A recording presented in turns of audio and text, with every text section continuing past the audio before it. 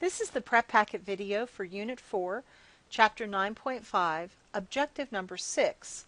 In this objective, we'll be multiplying radical expressions in the form a plus b times a minus b. This is a form that you're familiar with as well.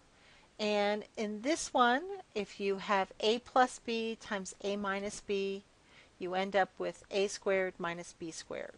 And that's the difference of squares.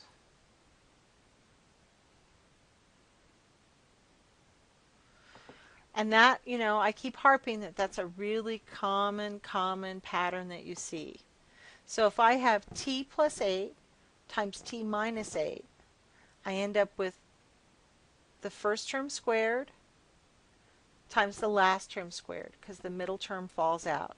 Because if I had a plus b times a minus b, that would be a squared minus ab plus ab plus b squared.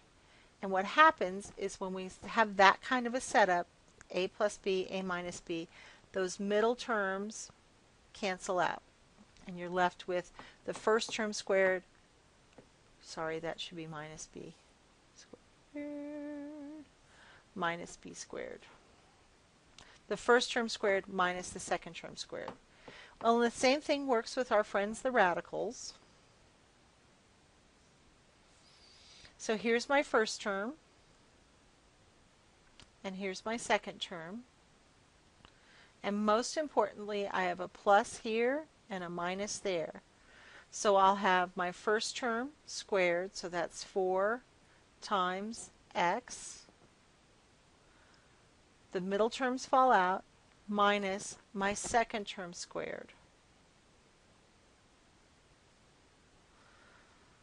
So here's my first term squared, here's my second term squared. And that's it. It's pretty easy. So what I want you to remember, when that happens, the radicals are eliminated. If you did it right, that's the case. And most importantly, this will always be true.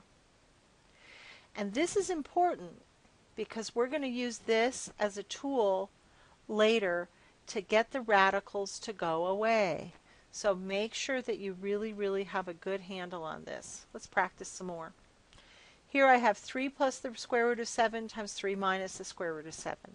First terms, second terms. I have a plus and a minus. So 3 times 3 is 9. And then I have minus the square root of 7 times the square root of 7 is 7. So that's what that reduces to. A, the middle term is gone, and B, most importantly, the radicals are gone. Let's do it again. First term,